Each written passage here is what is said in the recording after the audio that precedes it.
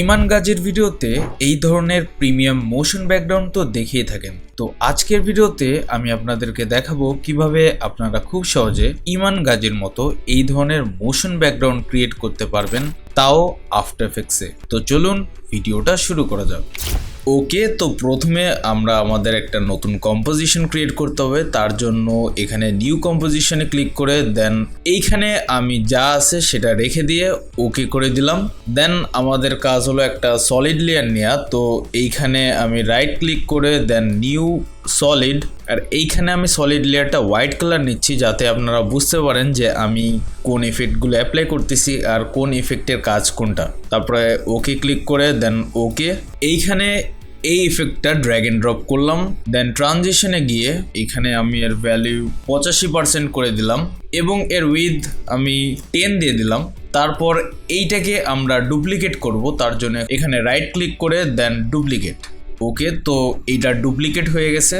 এখন এই যে ডুপ্লিকেট আছে এইখানে আমরা যে ডিরেকশনের জায়গায় আমরা এখানে 90 ডিগ্রি দিয়ে দেবো।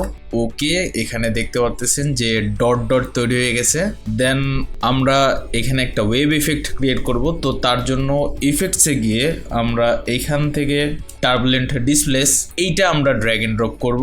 ওকে, তো এর অফসেটে একটা কি ফ্রেম দেব। কি ফ্রেম দেওয়ার পর এটা আমরা এই সাইডে সেট করে নেব এবং কিছু ফ্রেম আগে গিয়ে আমরা আরেকটা কি ফ্রেম অ্যাড করব এবং এইখানে আমরা সেট করে নেব। ওকে, এখন দেখতে পারতেছেন এইখানে একটা ওয়েভ ইফেক্ট ক্রিয়েট হয়েছে। এরপর আমরা যেটা করব সেটা হলো ইনভার্ট ইউজ করব। আপনারা যখন করবেন তখন করবেন কি এখান থেকে ব্ল্যাক সলিড নিয়ে নেবেন যাতে আমার মতো ইনভার্ট ইউজ করা না লাগে। ওকে, তো আমি এখানে ইনভার্ট ড্র্যাগ এন্ড ড্রপ করে দিলাম। ওকে, এখানে দেখতে পারতেছেন, আশা করি দেখা যাচ্ছে। দেন এরপর আমি যেটা অ্যাপ্লাই করব সেটা হলো গ্রেডিয়েন্ট র্যাম্প। তো এইটা আমরা এখানে অ্যাপ্লাই করে দিলাম। দেন এইখান থেকে আমরা যে এর স্টার্ট অফ র্যাম্প এটার পজিশন আমরা মাঝখানে দিয়ে নিলাম। তারপরে এইখানে দেখতে পাচ্ছেন স্টার্ট কালার, এই স্টার্ট কালারে গিয়ে আমি এটা দিয়ে দিলাম হলো লাইট ব্লু কালার এবং এর যে এন্ড কালার আছে এইটাকে আমি একটু গ্রিনিশ ব্লু সিলেক্ট করে নিলাম। ওকে, এখানে ওকেতে ক্লিক করলাম এবং আরেকটা জিনিস সেটা হলো এখানে যে লিনিয়ার র্যাম্প আছে এইটা চেঞ্জ করে আমি এইটা সিলেক্ট করে নিলাম রেডিয়াল র্যাম্প। ওকে, দেখতেই পারতেছেন আমাদের মোশন ব্যাকগ্রাউন্ড কিন্তু রেডি।